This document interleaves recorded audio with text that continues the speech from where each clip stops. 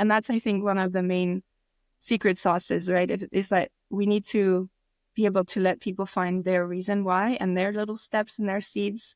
And then we should just give them information. And then that seems to be helpful.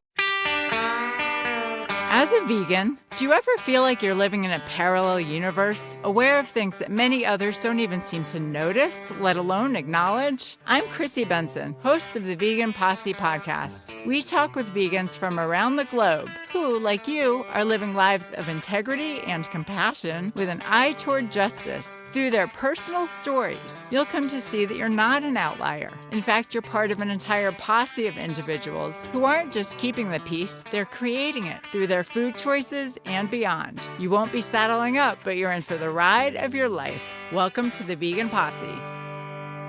Hey, Posse. We're officially in the last week before the start of the winter holidays and all the vegan opportunities they provide. So get an early start in your holiday shopping by picking up lots of copies of the vegan anti-romance romance, Marrying Myself by me, Christine Melanie Benson. It's set in Boston, features a vegan protagonist, a surprise ending, and a radical self-love message. And it'll plant lots of vegan seeds in the minds and hearts of your book-loving omnivore friends. You can get it on Amazon and everywhere else, or check out my website, ChristineMelanieBenson.com, for all the info. And please leave a nice review. It's priceless for getting the word out and normalizing veganism through the arts. And now for this week's episode. Who doesn't love a challenge? And what better than a vegan challenge? Veganuary is a month-long vegan challenge that encourages people to go plant-based for the month of January. And in this episode, I chatted with the U.S. director of Veganuary, Sandra Hungate, who lives in Portland, Oregon, but who's lived all over the world, speaks 4 languages, and has been working in marketing for sustainable living and eating for most of her career. She's been vegan for over 7 years and has been with Veganuary since 2023. So enjoy this conversation with Sandra Hungate and tell all your not yet vegan friends to try Veganuary. Sandra, welcome to the Vegan Posse. Are you ready for the ride of your life? Yes, very much so. Excellent. Well, I'm so happy to have you on. You are the U.S. Director of Veganuary, which hosts an annual challenge encouraging people to go vegan for the month of January. And in fact, I know of at least one person here in Nashville, Tennessee, who went vegan and stayed vegan through a Veganuary challenge. But before we talk about all of that good stuff, I'd love to hear more about you and your background. Yes. Can you tell us a little about where you're from and where you grew up? So I currently live near Portland, Oregon, but on the Washington state side. And I grew up in France by the German and Swiss border. I've been in the US for about 10 years now. And yeah, I love Portland. It's very vegan friendly. So I've Very heard. Yeah. But yeah, and also very environmentally friendly. So yeah, it's great. It's a great fit. And my background, I have worked in the sustainability space for a long time. And it was all about like inspiring people to make a lifestyle change. And at the same time, I became vegan and I was like, oh, how can I use my skills to actually influence change for animals? Well, how did you go, not to interrupt, but how did you go vegan in the first place? What was it that even made you think about what you were eating? Yeah, so actually my vegan story started as a child. Like, you know how there's little seeds. So my first seed is when I was younger, I saw and heard in the radio that the pharma companies in the city nearby on the Swiss side, there was lots of headquarters of pharma companies, and they were looking for people to experiment on. And so I also then realized, oh, that's also where they experiment on animals. And I had known about animal testing from PETA's advertising back then. And so I tried to live cruelty-free as much as possible, which was not easy because there wasn't yet that much like those cruelty-free certifications.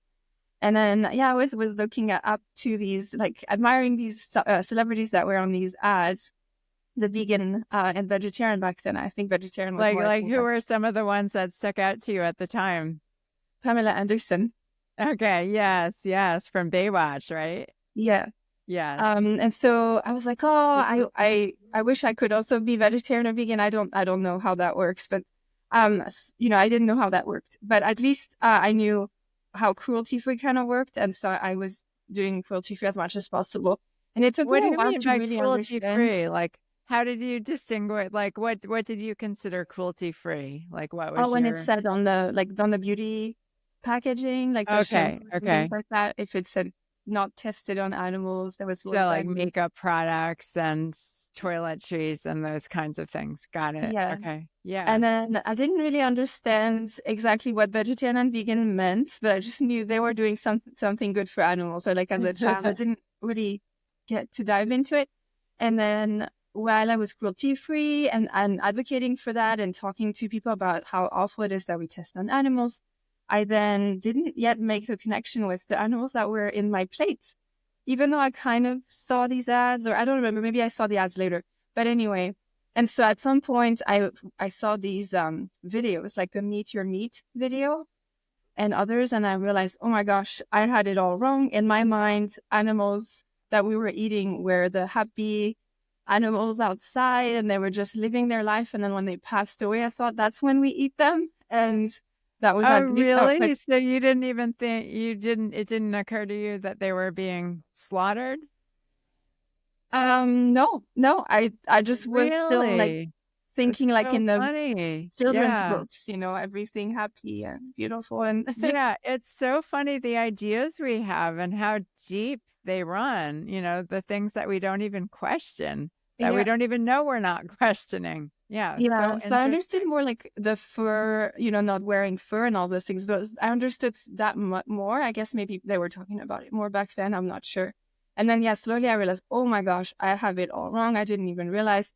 And some of it is because I grew up in a small town where I did see animals and they seemed to have a long life, but I didn't know what is a long life actually, right? I didn't realize when they were Mm. getting killed. And anyway, I didn't really understand much. And then went down the rabbit hole of, oh, what if I bought grass fed or all these things? I don't know, like, sometimes people also think about that. And then I realized, no, this all makes no sense. The animals are still being slaughtered, right? There were these posts that were saying it doesn't matter where they are, if it's in organic or in whatever, they still go and get slaughtered and they could live way longer if we let them. And so, yeah, I finally became a vegetarian, not knowing how to go about it. How old And were you at that time? I was 21. 21. And were you in college, in university, or where? Yeah, I was in college in Germany. In Germany. Okay, because just as a side note, I noticed that you speak a lot of languages, right? Mhm. Yeah, What do you, so French, German, and Chinese? Do you speak yes, Mandarin? Mandarin, Chinese, yeah, and English, and a little bit of Wow. Spanish, and then also my dialect from my hometown, which is a French German dialect. Wow. How did you learn all those languages? Just by living where I grew up. That's amazing. I mean, That's except I guess amazing. Chinese. That one was for fun. I decided to go into it. When you were like, how old were you when you learned Chinese? That was between 2019 and just this year. I stopped learning this year because it's a lot of work and I'm not really using it. Yes, yes, yes. Wow. So clearly you're a curious person and your curiosity led you deeper and deeper into veganism, it sounds like. So you Yes. went vegetarian at age 21. And did the idea of vegan mean much to you and the distinction between vegetarian and vegan?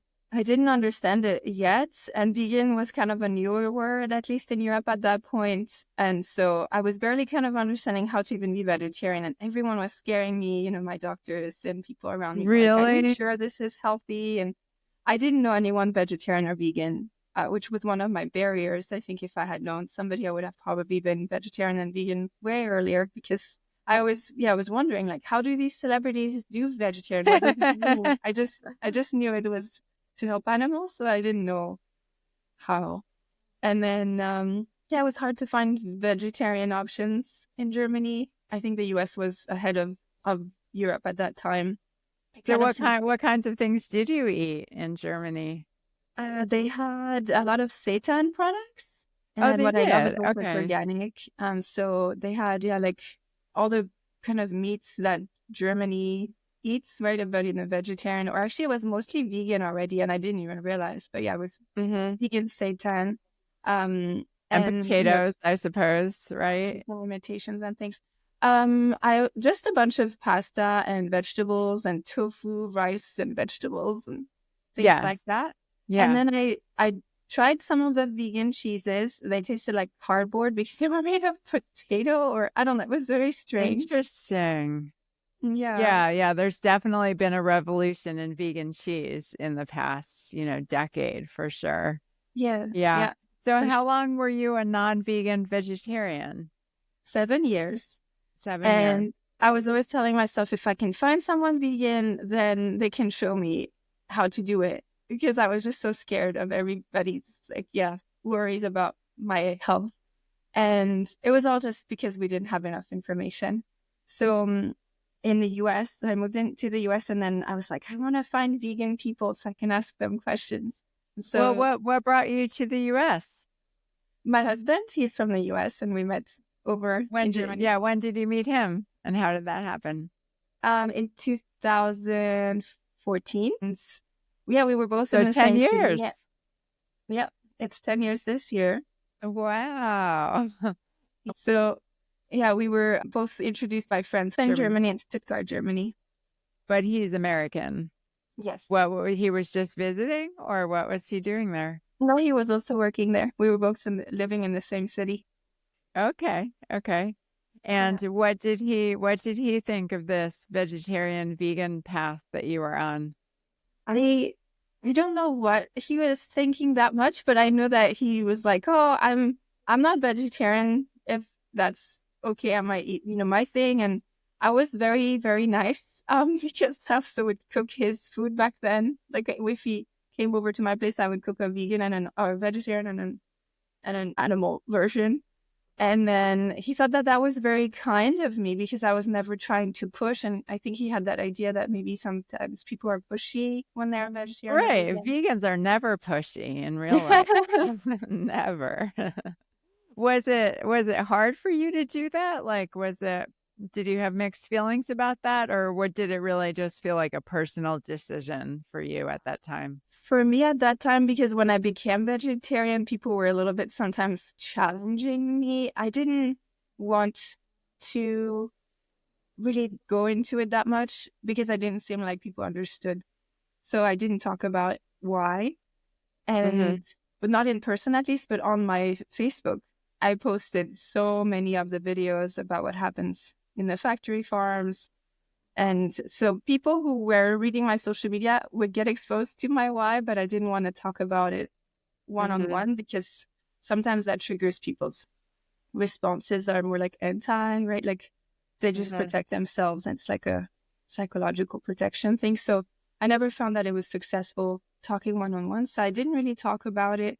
And then I often felt like it was sometimes just easier not to talk about it and then just do my thing. And that way I can do what I feel is right. And then they will not try to impact me. So I didn't really push or bring it up. And that's Right. why It when would people save came you some over. grief as well because people wouldn't be picking arguments with you if you didn't try to advocate. Yes. Yeah. So that's why I don't really know exactly, but yeah, I just knew they were not vegetarian, so I made them something they're used to. Otherwise, if I made my vegetarian food, it would be in a way me trying to make them vegetarian. And so I guess he said that made him more open to the idea because I didn't push it. He then found his way. And that's, I think, one of the main secret sauces, right? Is that we need to be able to let people find their reason why and their little steps and their seeds. And then we should just give them information. And then that seems to be helpful. Yes, and I agree on so many levels. And of course, the tricky part is that meanwhile, so many animals are suffering unconscionably. And so it's tough to justify not trying to accelerate the process of awareness.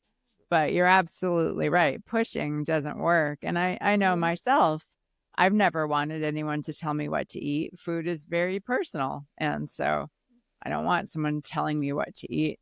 But of course, as people like Will Tuttle talk about, the reality is our whole lives, people have been telling us what to eat. We never had a choice. We never decided, for the most part, to start eating meat. It was just given to us, and we ate it without question. So fast forwarding, so you came to the U.S. For work, or with your husband. How was that, moving to a new country? It was not the first time, right? Because I moved from Yeah, Japan of and then I course, worked in right. many countries. So it was really fun, new adventures, very different climate. We went to Virginia and it felt very exotic because of the different environment and different animals, different sounds. It was kind of like a vacation, but then after a while it felt like But it it's was your not a real life. vacation. And Where in Virginia were you? in the Norfolk area in the South. Okay. Yes, I went to college in Virginia, which is why I asked. Where at? UVA, Okay. University of Virginia, and my Yeah. brother went to Virginia Tech in Blacksburg. So Nice. yes, Nice. yes. So, and And what were you doing in Virginia at the time? So that's where I started my role in recycling and waste reduction awareness. Okay. Because I moved to the US and I was shocked that there was no recycling in some of the neighborhoods. And I could not deal with it. Like I was supposed to put bottles, like glass bottles and cans inside the trash. And I had always lived with recycling. Like in Europe, we didn't even have plastic bags anymore, like those disposable plastic bags. And I felt like I had traveled back in time to before I was born or something like that.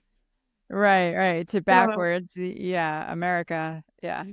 at least that region, it's Yeah. very different right, in every area. But so yeah, when I was looking for a role, I was like, okay, I want to do something that helps the environment or animals. And then I came across that role, which I really enjoyed. It was great. And yeah, I got to learn a lot about those things, right? Of how to influence somebody's behavior and how they need to find their why. And it's better if you just assist them and give them information as they come up across questions that they have. And then that's also when my husband so then I became vegan because I went to a vegan breakfast event on purpose to try to find vegan people so I can ask them questions. And I found a German vegan person, which is Oh, funny because I had been perfect. in Germany, didn't find any vegan or vegetarian friends, Right. You had to come all the way here. I guess. And she was so kind and she took me under her wing and also explained to me actually why veganism, because I did not know yet why. Like I just knew I wanted to be vegan. I didn't exactly understand why the dairy and the egg industries were so bad. And so she explained it to me, and then I was like, okay, now I know. Yes, for sure, I need to be vegan because otherwise I continue to harm animals. And then she showed me around the grocery store, which I would not have known sometimes. Like back then, right, the vegan alternatives were kind of mixed into the produce. I don't know. I would not have maybe known where to find it.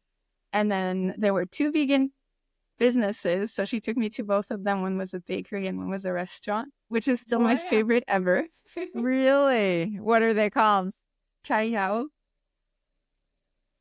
They Nice. moved now to Delaware. But Oh, yeah. okay. And so when I went down the road of veganism and I learned all this new information, my husband was there. And so he was then exposed to the knowledge. Again, I was not pushing, I was just sharing. I was like, oh my gosh, I just found out this and this. And then again, I shared a lot more on my Facebook again. And then he was like, oh, well, why am I then actually participating in this? I'm also going to be vegan. And it tastes so good what you've been experimenting with, because I was trying, to make my own vegan patties and everything to just understand what goes into these foods or, because yeah. So anyway, he then became briefly vegetarian and vegan with me. And then he always said that one of the key successes is that I did not push and that I let him still eat his, and then he had the time and the space to look at it and think about it. And that's why I think that also many of my friends have become vegetarian or vegan over the years, just out of nowhere, they contact me and they're like, oh, I actually also now I'm a vegetarian or vegan. Actually vegan. Yeah, I don't think I have any vegetarian friends. Or that went vegetarian because of me. I think they all went vegan. And then they just said, hey, I remember you're vegan. I have questions. I want to become vegan. And so I was like that vegan person in their life, which I try to always be, the vegan person who can help others. Right, right. And that says a lot that people were comfortable reaching out to you after all that time and knowing that you were approachable and hadn't turned them off in the initial stages when you first knew them, because a lot of people you've said, I've heard you say you like to be the vegan in the room. A lot of people don't want to be the vegan in the room because it kind of gives you a bad reputation. But that must have meant a lot for your husbands to make that change too. Did that feel really good? And do you feel like that just strengthened your relationship? Let's see. I don't know if I ever thought about it. I think from a relationship standpoint, I mean, I wasn't really thinking about that, but for sure it made me feel good that there wasn't going to be any animal products in our house anymore. Yeah. And then, yeah, for our relationship, yes, I guess it made a big difference because then we got to talk about this part that I didn't really share with others that much before. And then he also then, enjoys the vegan events with me now and things like that. So yeah, we have another passion, I guess, that is coming. Yeah. And I guess maybe the better way to put it is that I know some people who went vegan during a marriage and their partner did not ever take the same path, and it created just a big rift in the relationship where a lot of the activities they enjoyed together, the wine and cheese events, the cocktails and the meaty snacks. I'm glad for you that that you and your husband are on that path together. That sounds really, really nice. Yeah. So how did you discover Veganuary? I actually don't remember how, but I had been following them for years. And I think I followed them already before I knew they were in the US, and also before knowing that it was a nonprofit. So I just knew their content. I knew this was the thing people were doing. And so, yeah, it was kind of crazy to me when I found out, it's actually a nonprofit, like all these other nonprofits that I've been following, and that they actually also hire people to do jobs, which I didn't actually even see that they posted the job on Instagram, but somebody, a friend of mine, forwarded it to me. I was like, oh my gosh, they're a nonprofit. What? Because you were committed to working in that sector, it sounds like. Okay. Yeah. Yeah. So I have been volunteering in the animal space and for veganism, and also just like being a vegan in a room. Whenever there was an event, I would try to bring the best looking vegan thing, like at a potluck or at a bake sale, and make sure that it says vegan. That way also there was an option, but also to raise awareness. Right. As an example, we had I was part of the French Association, Alliance Française in Norfolk, and we had a crepe party, and I was like, can I bring vegan crepes? Like, I'm going to make a ton that way a lot of people can have. And people really tried them, even though it said vegan, people were curious. And so at the end of the event, people came to me and said, oh, are you the person who made the vegan crepes? I didn't even notice they were vegan. They tasted so good. Like, they said, I saw the sign and I was curious, and I didn't think they tasted any different from the others. And so, yeah, that's kind of some of the activism that I did, but also, yeah, wherever I could help, I tried to help. And I was then, surrounded by a lot of people who worked in the movement. And I was like, oh my gosh, I wish I could do this full time. And because my background was for profit, I didn't always know how to translate my skills into nonprofit. And the wordings are sometimes different. What was your background specifically? Marketing, communications, and management. Okay. So what did you envision doing, like when you took that professional path? Because I was working a lot on this raising awareness for behavior change, I was envisioning I would do similar things on the nonprofit side of things. But then I also realized in the nonprofit space, marketing is often used for fundraising, not just to raise the awareness rate for veganism, but also to get funding so that they can do more of the activities. And so that's where I was like, oh my gosh, I didn't think about that. I can actually be useful in fundraising too because of the marketing background. And then the management, right? It's similar, both nonprofit and for-profit. They have goals, they have financial goals, they have to make sure that they have a strategy on how they want to grow. So there's a lot of similarities, but the verbiage was different. And so I would sometimes apply for roles at nonprofits in the vegan space, and I would not hear back. And I was like, I don't know why. And it's because I think the verbiage was off. That makes sense. Yeah, those little details can make such a difference in how people perceive your experience and your backgrounds. Yeah. And there was a shift also, I think, in the nonprofit space that they then realized that it's very useful to also have people who were in the for-profit space because there's also different skills. Oh, yes. And just knowing what it takes to run a successful business. I mean, nonprofits need that probably more than a lot of for-profit businesses. Yeah, because there's so much, ignorance in some cases. There are a lot of inefficient nonprofits out there. I mean, a lot of inefficient businesses in general. But yeah, I can see how your skills would be especially valued. So you saw this role at Veganuary and you applied? Was it based in Portland? Was it based in Oregon, or where was it? It's a remote role. We're all remote, even like in the different countries. And yeah, the person who forwarded it to me was like, this sounds like you. And then I shared it with a few friends and my husband, and they're like, oh, this sounds really like you, because it was what kinds of things were about like you? Making opportunities, taking opportunities, trying, new things, and also running a team, which I had done for many years. The global aspect, obviously, right? Like, because of my languages and my global background. And then the values of Veganuary, it says that they're fun, welcoming, not judgmental. And their colors are pink and orange and green. And I wear pink a lot. So yeah, they were just like, yes, clearly, yes. Yeah. So you applied and you got the job. Yes. So what year was it that you accepted this position?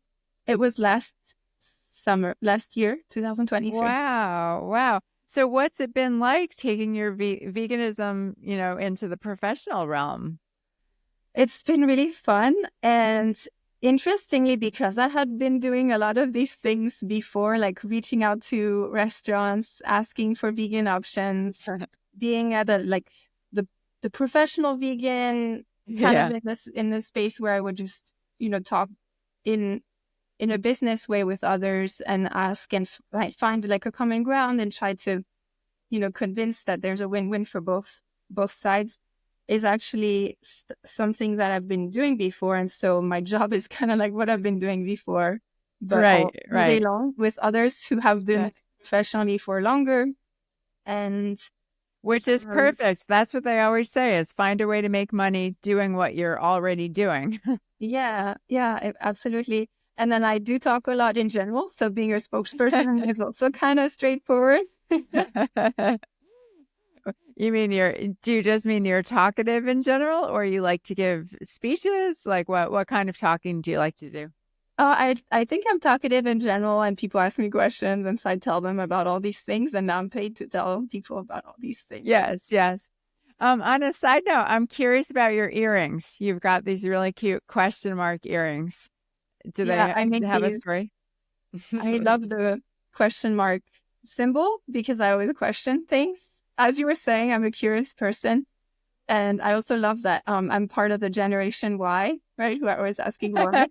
Perfect. I too love questions, and perhaps even as much as questions, I love puns. So you just made a very excellent pun about Generation Y. Yes, it's beautiful. I didn't even realize I made a pun.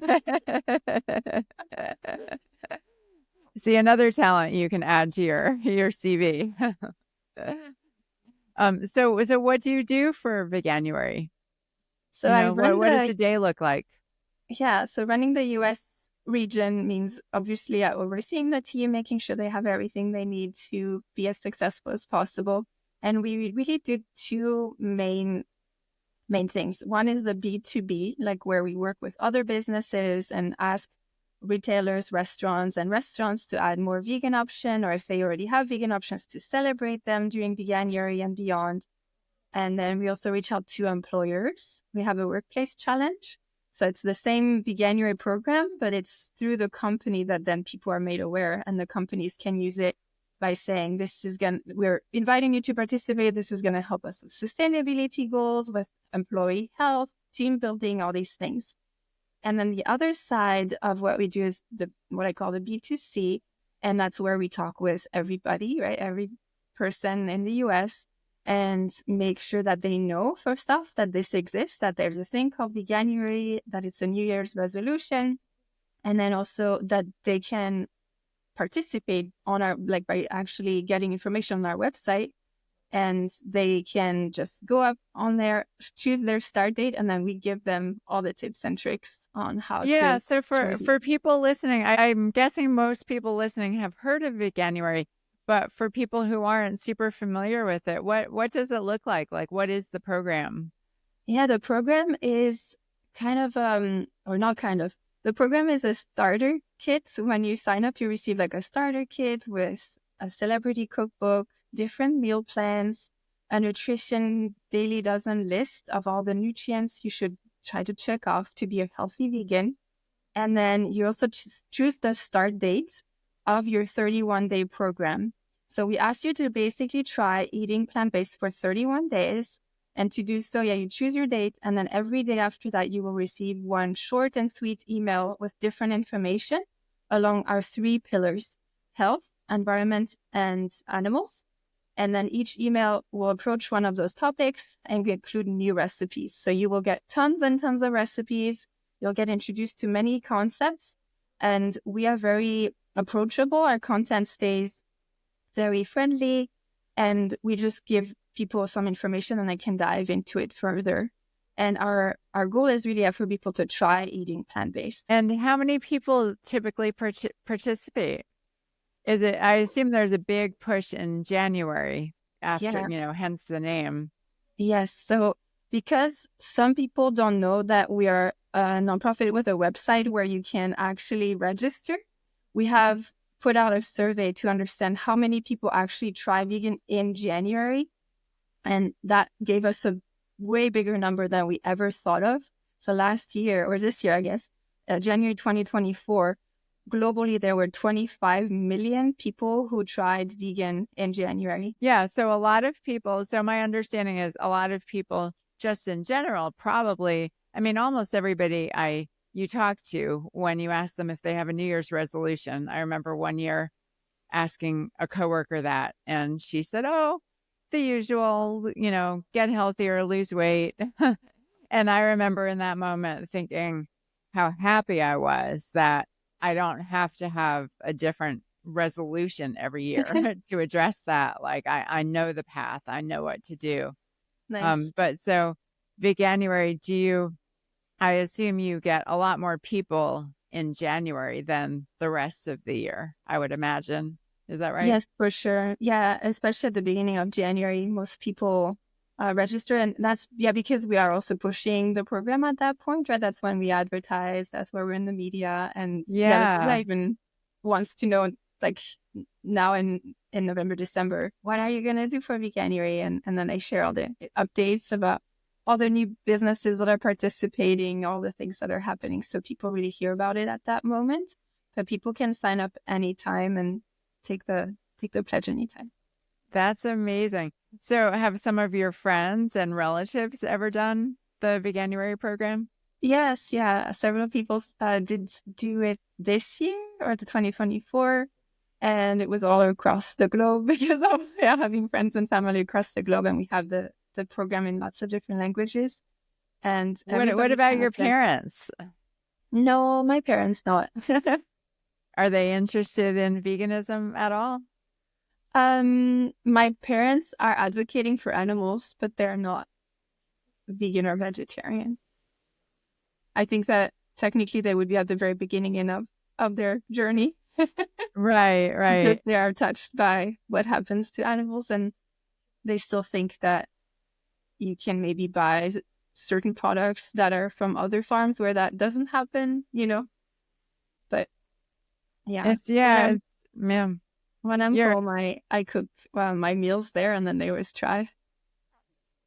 That's a start. I mean, I always say if you can just get people eating and enjoying delicious vegan food, then, you don't really have to convince them of anything else. Exactly. So, and then often they say, oh, this is tasty. We could make that again. And that's how some of my friends also started, I think, eating more vegan, because I showed them a recipe and then they did it again. I'll be curious next time, because I know my parents really liked when I made them a vegan bolognese last time. Oh, that sounds good. Wow. And I left the TVP for them. Like, there was extra. And I said, now you know how to make it. So next time I'll ask them if they did it. They might not tell me if they did. What was it complicated to make? No, not at all. I think it's just replacing what they would use for the meat with the TVP. And I guess soaking the TVP a little bit, right? It's textured soy and it's dried. So they would need to soak it in water for a little bit, and then that's it. Just replace it. Yeah. It's so interesting. You're certainly not far from the only person who's convinced a lot of people to go vegan, or at least, spread awareness about veganism in a way that prompts some change, but whose immediate family members just haven't really, made the leap yet. But there's no telling what the future will bring, of course. So what kind of stories do you hear from people who do Veganuary, who participate? Yeah, I love stories. So I also prepared some to read out to you, or at least testimonials. Perfect. Yeah. In the US, a lot of people talk about their health benefits. So people said, for example, Bonnie, who's 68, said, I have much more energy and clarity, but I think that the best part is the result in my blood work. All my counts are perfect, which astounded my PCP. And then Donald, who's in their 30s, said, lower cholesterol, less migraines, and clearer conscience. Michael, 51, said, I feel 10 to 15 years younger, no more joint pain, no back pain. A1C numbers dropped into normal ranges, cholesterol dropped. Skylar, who was in their 20s, said better digestion. And then Casey, in their 40s, said, I'm healthier. I run long distances and haven't had any injury in years. This is a huge change from when I ate Omni. I also feel better mentally. It's been so easy to cut animals from my plate, and I've sought other ways to spread peace. And I love how people mix up the health benefits with, the clean conscience and the spreading peace. It sounds to me like Veganuary does a very good job of just, introducing the various aspects of veganism. Yes. Yeah. We also found that often people start for the health reasons, and then they stay vegan because of animals. And there's about a quarter of Veganuary participants that stay vegan afterwards. And over 80% of the ones that are not staying vegan reduce their consumption. That's enormous. Wow. That must make you feel so good just on a daily basis to be helping. Yeah, it's even hard to even imagine, because it's a lot of people. A lot of people. And what about the restaurants that you work with? What changes do you see with them? Yeah, so we have always hundreds of restaurants participating in the US. It was about 500 businesses total last year that participated. And it continues to grow every year. And what is really exciting is when a business adds a vegan option and then keeps it because they find success. And so some businesses said, we, had new customers come in because now we have vegan options. And that's great, because that means more people have more options, but then also the businesses are showing that they're more interested in pursuing that. And then some businesses continue to change their menu more and more to being vegan, right? Like they give themselves long-term goals, like, okay, we're going to be 50% vegan on our menu for Veganuary, but then they keep it maybe, or they go even further the following year. And so, for example, in Germany, one of my favorites last year was in Germany, where there was a meat company that had a deli meat that was made of animal meat. And then they added a vegan option a few years ago. And that vegan option was so popular this year for Veganuary, they dropped the meat one and they just kept the vegan one.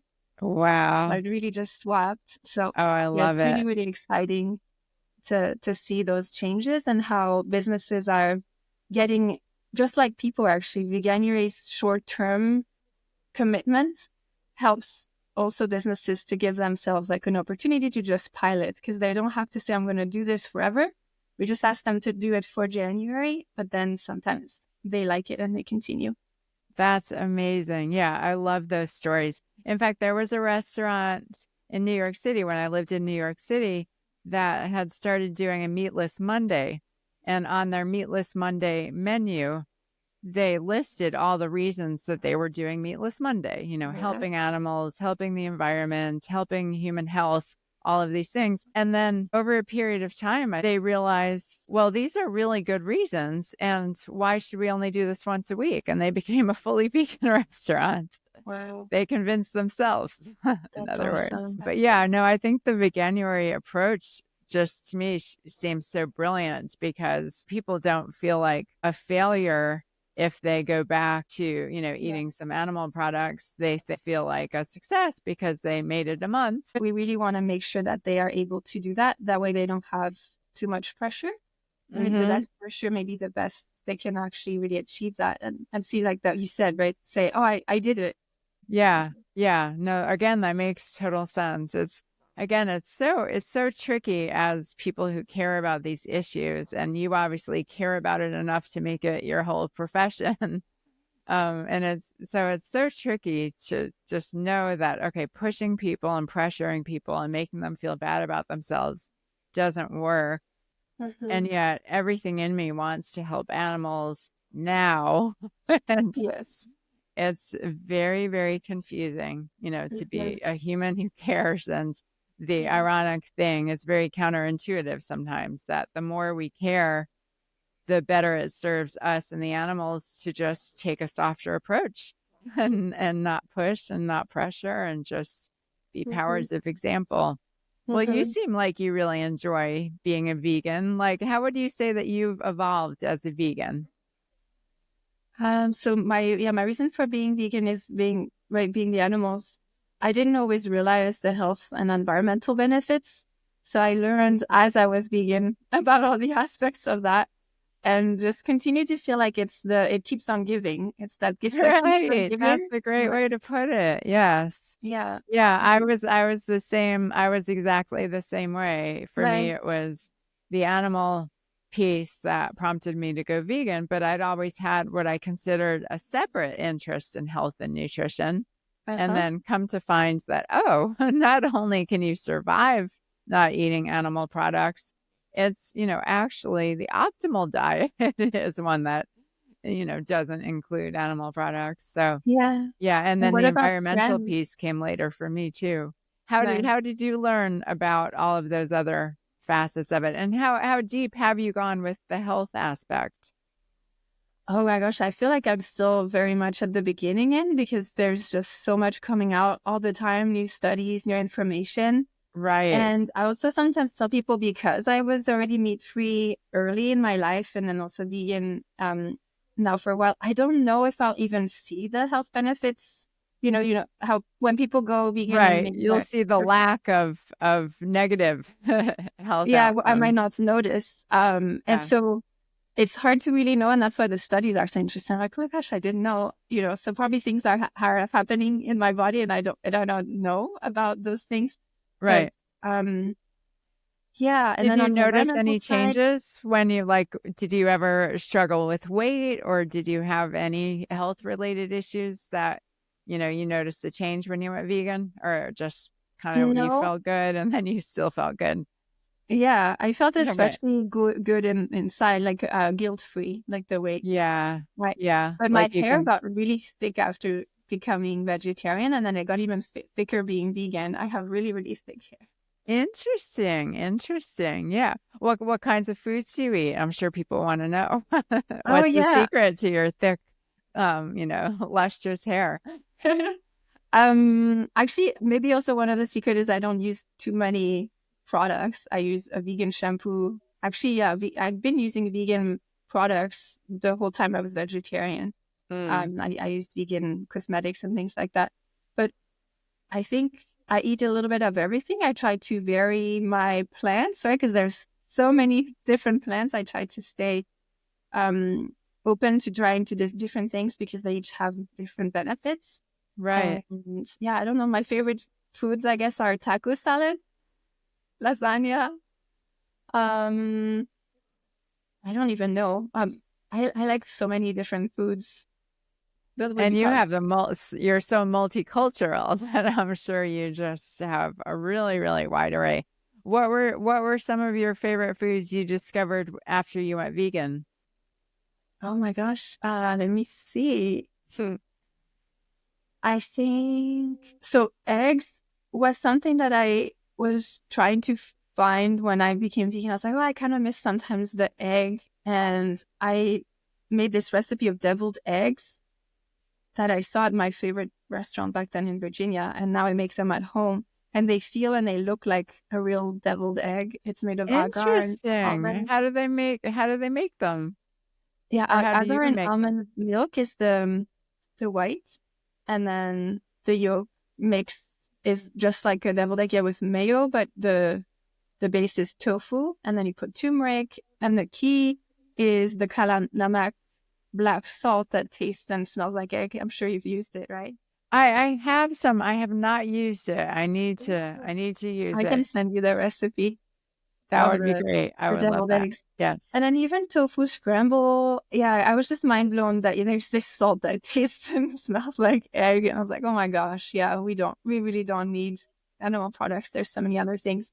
And I also really love seitan, but I already knew that one from being vegetarian because Yeah. you can make so many different textures. And if you knead it longer, it's going to be harder, more like a deli meat. Right? If you make it less Right. kneaded, it will be more like a steak. So it's really amazing how you can make so many things. And then aquafaba would be my last one. I would say that one was like magic trick. Because What is that? I the don't. aquafaba, the chickpea juice in the can Oh, okay. What do you do with that? for macaron and meringue, which you have from the French Ah, recipes. So okay. you can whip it up just like egg white in your mixer, and it Really? makes that foamy thing, and then you can add sugar and it becomes like a meringue. It's mind-blowing. It just looks like the same thing, and you don't taste the chickpea because you add sugar. And yeah, and it helps to make recipes of all kinds. Like you can make a lighter kind of angel cake mixture. I love baking, so yeah, It that sounds was like one of it. my magic. Yeah. Oh my gosh.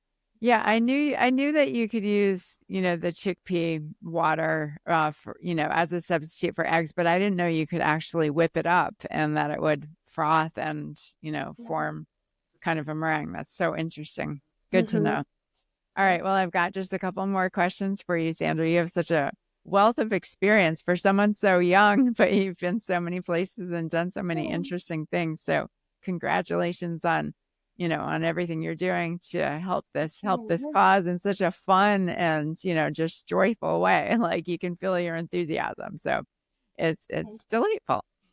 Um, but one question that I ask all my guests, is there a particular word that for you sums up what being vegan is all about? Kindness. Yeah, yeah. You didn't even hesitate with that. Is that something you've given a lot of thought to? My motto is be kind to or like be the change you want to see and be kind. Right, So kindness, yeah, I think is how I approach most things. And I think why I'm also vegan and also how I find success in being a vegan person because my kindness also helps others to be open to being kinder themselves. And I also right. find that the whole movement, when I go to an event that is like a vegan event, I feel like there's so much kindness. Mm, mm. Yeah, yeah. And that's a good point to emphasize. I think a lot of people have this perception of vegans and veganism as just a lifetime of deprivation and seriousness and just judgment. So it's, obviously I've experienced the similar thing, there's lots of fun and lots of pleasure and lots of kindness. But it's good for people to hear. Yeah. So, all right. Well, we close every episode of the Vegan Posse by taking 30 seconds of silence for all of the suffering animals, human and non-human, who desire, as we all do, safety, happiness, and the freedom to live out their lives without interference. So, Sandra, I invite you to join me in 30 seconds of silence for the animals, and we'll conclude with the sound of the bell.